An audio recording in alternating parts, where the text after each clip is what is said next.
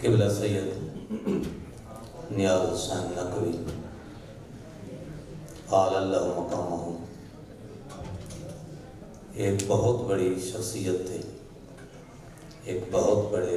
خدمت گزار ملت تھے، لیکن موت تو سب کے لیے ہے۔ جو زندہ ہے وہ موت کی تکلیف سہے گا، جب احمد مرسل نہ رہے تو کون رہے گا۔ جمیل انیس نے اس وقت کے واقعے کو رقم کرتے ہوئے اشعار لکھے ہیں کہ جب مظلوم کربلا 10 محرم کی رات کو بیٹھے ہیں اور ان کی ہمشیرہ جناب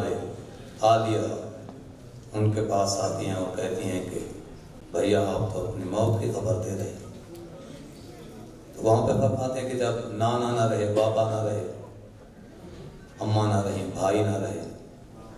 اس مجھ سے افسر تھے وہ سارے چلے گئے، تو جانا تو سب نے ہے۔ تو اس منظر کو سامنے رکھ کے میر انیس نے کہا تھا، امام حسین علیہ السلام کے الفاظ کو منظوم طریقے سے پیش کیا کہ جو زندہ ہے وہ موت کی تکلیف سہے گا، جب احمد مرسل نہ رہے تو کون رہے گا۔ تو آیت بھی یہی بتا رہی ہے، وَلَا كُنْتُمْ فِي بُرُوجٍ مُشَيَّدَةٍ، بروج مشیدہ میں رہنے والے بھی زندہ نہیں رہے۔ بروج مشیدہ ابنیۃ المحکمۃ المرتفعہ علی الحصون التي یأوی الیہا الناس من العدو القاتل۔ صاحب میزان اس کا ترجمہ یہی کرتے ہیں۔ بروج مشیدہ کا ہے ایسی محکم بلڈنگ، قلعے کے اوپر دشمن سے بچنے کے لیے جو بنائی جاتی تھی، وہاں بھی پناہ لیں، بچیں گے نہیں، جب یہ طے ہے کہ بچے گا کوئی نہیں۔ تو جو زندگی کی ہمیں مہلت خدا نے نصیب کی ہے، اس سید زادے کے نقش قدم پہ چلتے ہوئے ہمیں چاہیے کہ اپنی زندگی میں کچھ کر کے دیں، کچھ کریں، کوئی بنیادی چیزیں کر کے دیں۔ اتحاد بین المسلمین کے حوالے سے کوئی قدم اٹھائیں آگے جو ہماری زندگی کی یادگار ہے، مدارس کے حوالے سے کوئی قدم اٹھائیں، مومنین کی خدمت کے حوالے سے،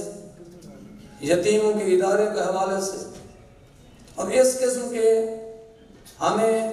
پروگرام بنانے پڑیں گے اور اس طریقے سے ہمیں آگے بڑھنا پڑے گا۔ اور سیمینار کا میرے خیال میں حقیقی مقصد بھی یہی ہے،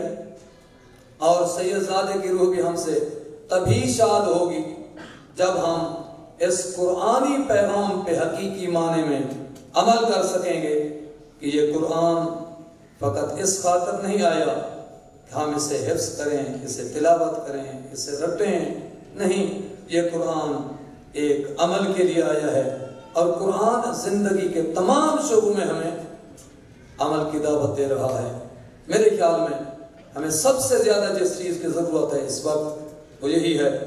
کہ دشمن کے سامنے، جو دشمن اسلام ہے، جو دشمن مملکت ہے، اس کے سامنے اگر ہم نے کوئی بند باندھنا ہے تو وہ بند یہی ہے کہ ہم اس پاک قرآن پہ عمل کے لیے کوئی عملی اقدامات اٹھائیں۔ وما علینا الا البلاغ۔